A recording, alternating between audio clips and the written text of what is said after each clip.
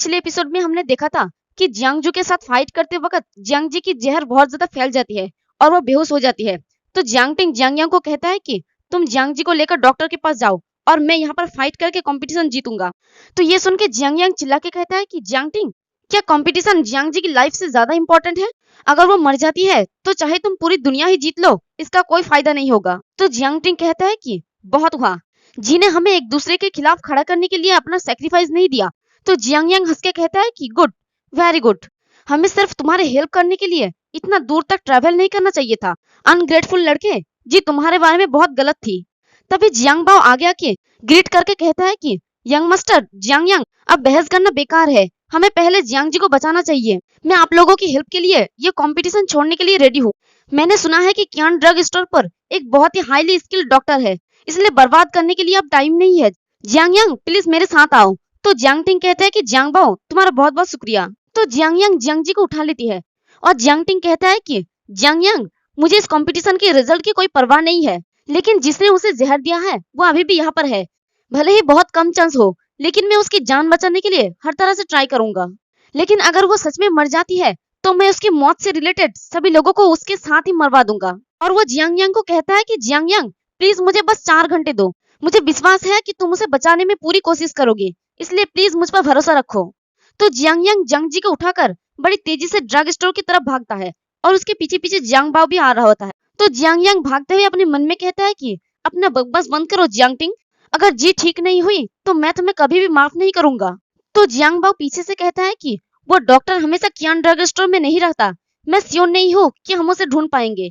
तभी वो तीनों ही रुक जाता है और सामने की तरफ देख के जियांग बाओ कहता है कि वही है, जियांग जी को शायद हम बचा लेंगे। तो देखते हैं कि रास्ते के बीच में 4 आदमी खड़ा होता है, 2 जियांग जी को उठा के ले जाने के लिए, और 2 में से एक होता है क्यान ड्यू और दूसरा हमारा ग्रैंडफादर। तो हमारा बदमाश फिनिक्स और क्यान ड्यू दोनों ही अपना हाथ फैला के खड़ा होता है और क्यान ड्यू कहता है कि लड़की को जल्दी से चुपचाप नीचे रख दो, वरना जहर और भी ज्यादा फैल जाएगा, फिर मेरे ग्रैंडफादर भी इसके लिए कुछ नहीं कर सकेंगे। तो जियांगयांग अपनी घुटनों के बल बैठ जाता है और ग्रैंडपा से कहता है कि डॉक्टर प्लीज उसे बचा ले। तो क्यान ड्यू कहता है कि ग्रैंडफादर, वो लोग आ गए हैं, वो लोग इतनी प्रीसियस वाइन के लायक है या नहीं ये आप पर निर्भर करता है। तो ग्रैंडपा जियांगयांग से कहता है कि जियांगयांग, तुम भी इस पॉइजन के बारे में जानते हो, मैं सिर्फ उसकी कंडीशन को स्टेबलाइज कर सकता हूँ, वो जाग सकती है या नहीं ये उसके अपने एफर्ट के ऊपर डिपेंड करता है। तो जियांगयांग कहता है कि ठीक है, मैं समझ गया, थैंक यू सर। और ग्रैंडपा मुस्कुरा के अपने मन में सोचता है कि जियांगटिंग साथ में नहीं आया, इस बार वो अपनी फीलिंग से अफेक्टेड नहीं हुआ और उसने सही निर्णय लिया, अच्छी बात है, ये यंग मैन प्रॉमिसिंग है। जियांगटिंग, तुम हमेशा मुझे हैरान कर देते हो, मैं ये कीमती पीच ब्लॉसम वाइन गलत पर्सन को नहीं दी। फिर हमें अरेना का सीन दिखाया जाता है, वहाँ पर जियांगटिंग जियांगजू के पास जाता है। तो जियांगजू को लगता है कि जियांगटिंग अब उसे नहीं छोड़ेगा, तो वो रोती हुई कहती है कि मैंने उसे पॉइजन नहीं दिया, मुझे उम्मीद भी नहीं थी कि ऐसा होगा। अगर तुम जियांग जी की बदला लेना चाहते हो तो मुझे मार डालो, मैं फाइट बैक नहीं करूंगी। तो जियांगटिंग उसके सर पे पैट करते हुए कहता है कि इसका तुमसे कोई लेना देना नहीं है, तुम्हें सॉरी फील करने की जरूरत नहीं है, जी एक अच्छी इंसान है, वो कभी भी तुम्हें ब्लेम नहीं करेगी। और वो आगे बढ़ जाता है और कहता है कि बहुत दूर मत जाओ, नहीं तो मैं तुम्हारी गलतफहमी दूर करने में तुम्हारी हेल्प नहीं कर पाऊंगा। तो इससे जियांग जी और भी ज्यादा इमोशनल हो जाती है और रोती हुई कहती है कि शुक्रिया तुम्हारा जियांगटिंग। तो ये देख के जियांग ताइलोंग कहता है कि ब्रिलियंट, ये बहुत ही ब्रिलियंट है, इसमें कोई हैरानी नहीं है कि तुम यंग मास्टर हो, तुमने सिर्फ अपनी चमत्कार बातों से ही सभी अनरिलेटेड लोगों को दूर कर दिया। मैंने तो कई सिनेरियो के बारे में सोचा था, लेकिन जियांगटिंग तुमने सबसे खराब सिनेरियो चुना, ये तुम्हारा खुद का चॉइस है, आधे रास्ते में सरेंडर मत कर देना और मेरा मूड खराब मत कर देना। तो जियांगटिंग कहता है कि ताइलोंग, तुम्हें मुझे उकसाने की जरूरत नहीं है, मैं अपने बात का पक्का आदमी हूँ, लेकिन मैं जल्दी हूँ, इसलिए तुम तीनों को ये एक साथ करना चाहिए। तो जियांग ताइलोंग चिल्ला के कहता है कि ये एफर्ट का बर्बादी होगा और वो जियांग फेंग को आगे अटैक करने के लिए भेजता है। तो जियांग फेंग का ब्लड लाइन होते है पोर्कुपाइन, इसलिए उसकी पीठ पर कांटे भी निकल आता है। ये देख के जियांग तियानहो कहता है कि हालांकि जियांग फेंग बेवकूफ है, लेकिन उसकी टेरिबल फोर्स मुझसे भी ज्यादा स्ट्रॉन्ग है। तो जियांग ताइलोंग कहता है कि जियांग फेंग सालों से अपनी ब्लड लाइन से अपनी मसल्स और बोन को स्ट्रॉन्ग करते रहा है, लेकिन मुझे उसकी जीतने का उम्मीद नहीं है, लेकिन कम से कम वो हमारे लिए जियांगटिंग को मेजर तो कर पाएगा, यानी जियांगटिंग कितना स्ट्रॉन्ग है ये माप पाएगा। तो जियांग फेंग बड़ी तेजी से जियांगटिंग की तरफ अटैक करने के लिए बढ़ता है।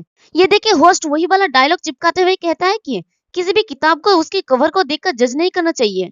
शुरुआत में जियांग फेंग को अपने टेरिबल फोर्स से बढ़त हासिल हुए और वहीं पर जियांग किंगे खड़ा होता है और अपने मन में कहता है कि मेरा बेटा ताइलोंग तो सारा एडवांटेज उठाता है। जियांगटिंग, जबकि तुम खुद ही मौत को दावत दे रही हो, तो इंटरफेयरिंग ना करने के लिए मुझे ब्लेम मत करना। और देखते हैं कि जियांगफेंग एक बड़ा से एक्स लेके जियांगटिंग के ऊपर अटैक करता है। मुझे इसके नाम नहीं पता कि ये क्या है, इसलिए मैं इसे एक्स कह रहा हूँ। तो जियांगटिंग ये देख के कहता है कि मैं जियांग जी को बचाने के लिए जल्दी में हूँ, लेकिन फिर भी तुमने किसी को मेरा टेस्ट लेने के लिए भेजा। तभी सामने का नजारा देखकर तियानहो, ताइलोंग और जू वो तीनों ही हैरान हो जाता है और एक ही बात कहता है, उसने सिर्फ एक स्ट्राइक का यूज किया।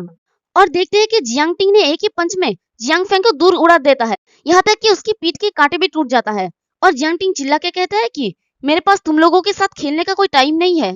और जियांगफेंग सीधे जियान ताइलोंग के पैरों में जाके गिरता है। ये देख के जियान तियानहो हैरानी से कहता है कि रिफाइनिंग लेवल में जियांगफेंग लेवल 6 मार्शल आर्ट कल्टिवेटर है, उसे इतना जल्दी कैसे हराया जा सकता है। तो ताइलोंग जियांगफेंग को कहता है कि तुम क्या कचरा हो, तुमने जियांगटिंग का एक ब्लो को भी नहीं झेल सकते। मैं एक ड्रामा का उम्मीद कर रहा था। तभी जियांगटिंग उसे कहता है कि जियांग ताइलोंग, अपना टाइम बर्बाद मत करो और मुझसे खुद से फाइट करो, तो तुम्हें मेरा रियल स्ट्रेंथ पता चलेगा। तो जियांग ताइलोंग जियान तियानहो को कहता है कि ऐसा लगता है कि जियांगटिंग के पास कुछ तरीका है, हम अपना गार्ड डाउन नहीं कर सकते। तियानहो, थोड़ी देर के लिए मुझे कवर करो, मुझे फॉर्मेशन पूरा होने के लिए थोड़ा टाइम लगेगा। तो जियान तियानहो अपनी पास से एक ब्लड एसेंस को बाहर निकाल के कहता है कि तो फिर मैं अपनी स्ट्रेंथ को होल्ड बैक नहीं करूंगा, मैं अब इसका यूज करूंगा। तो उस ब्लड एसेंस को देखकर जियांगटिंग कहते हैं कि ये वो ब्लड एसेंस है जिसका यूज ब्लड लाइन को रिपेयर और उसका लेवल को बढ़ाने के लिए किया जाता है। इसे सिर्फ कल्टीवेशन के दौरान ही एब्जॉर्ब किया जा सकता है, तो तुम इसे किस लिए निकाल रहे हो। तो जियांगटिंग की बात सुनकर जियान तियानहो उस ब्लड एसेंस को खाते हुए कहता है कि तुमने सही कहा, लेकिन अगर तुम इसे डायरेक्टली खाते हो तो इसमें अनरेस्टेंड की शॉर्ट टाइम में तुम्हारा ब्लड लाइन के लेवल को ड्रामेटिकली इंप्रूव कर देगा। भले ही इसे खाने के बाद मेरा क्योटिक ब्लड लाइन की वजह से मैं कुछ टाइम के लिए पैरालाइज हो सकता हूँ, लेकिन ये एक अच्छी फाइट लड़ने के लायक है। तो उसे खा के जियान तियानहो हंसते हुए कहता है कि मुझे ऐसा फील हो रहा है मेरा एनर्जी ब्रेकआउट हो रहा है। तो ये देख के जियांगटिंग हैरान हो जाता है और देखते हैं कि जियान तियानहो का जो ब्लड लाइन होता है वो 8 रैंक का ब्राउन बेयर होता है और वो एक जोरदार रोल लगाता है। और जियान तियानहो चिल्ला के कहता है कि मैं तुम्हें कुचल दूंगा।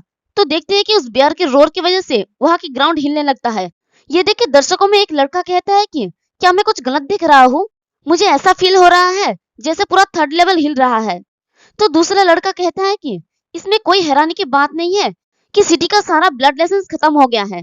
तो पहला वाला लड़का कहता है कि अमीर लोगों ने ये सब खरीद लिया। फिर अरीना में देखते हैं कि जियान तियानहो का बेयर अपना आयरन बेयर पंप से जियांगटिंग के ऊपर अटैक कर देता है, जिस वजह से पूरा 3rd लेवल में क्रैक आ जाता है। तो जियान तियानहो को लगता है कि उसने जियांगटिंग को मार दिया होता है, क्योंकि जियांगटिंग उसके पाम के नीचे होता है और जियान ताइलोंग अपनी फॉर्मेशन को प्रिपेयर करने में लगा होता है। तो वह हंसते हुए कहता है कि इम्प्रेसिव, लेकिन अगर जियांगटिंग इतनी आसानी से मर गया तो हमारा बहुत सारा मजा किरकिरा हो जाएगा। तभी देखते हैं कि उस बेयर के पाम के नीचे से कुछ लाइट नजर आता है। तभी उस बेयर के पाम को होल कर एक फायर बीम ऊपर जाता है। ये देख के जियान तियानहो अपने हाथ को हटा लेता है और हैरानी से चिल्ला के कहता है कि ये कैसे पॉसिबल हो सकता है, उसका ब्लड लाइन का स्ट्रेंथ इनक्रेडिबल है। तो देखते हैं कि जियांगटिंग पूरा सही सलामत होता है और वो उठ के कहता है कि क्या तुम्हारा खत्म हुआ। और देखते हैं कि उसके आसपास छोटे छोटे फायरबॉल होते हैं और वो कहता है कि अब मेरा बारी है। और ये देख के ताइलोंग और तियानहो दोनों ही हैरान हो जाता है। तभी जियांगटिंग अपनी उन फायरबॉल से जियान तियानहो की बेयर के ऊपर हमला करता है। तो जियान तियानहो अपने हाथ को यानी उस बेयर के हाथ को आगे कर उस फायरबॉल को ब्लॉक करता है और कहता है कि तुम्हारे पास कुछ है लेकिन ये काफी नहीं है। तो जियांगटिंग अपने पास से एक स्टोन को बाहर निकालता है जिसके अंदर से लाइटनिंग निकल रहा होता है। तो उसे कहता है कि फिर से ट्राई करो और वो उसकी तरफ उसे फेंक देता है और चिल्ला के कहता है कि तुम जहन्नुम में जाओ। और वो स्टोन सीधे जाके जियान तियानहो की एक आंख पे लगता है। और इसी के साथ हमारा ये वाला एपिसोड भी खत्म होता है। एक्सप्लेनेशन पसंद आई तो कमेंट करके जरूर बताना, वीडियो को लाइक और चैनल को सब्सक्राइब कर देना। शुक्रिया।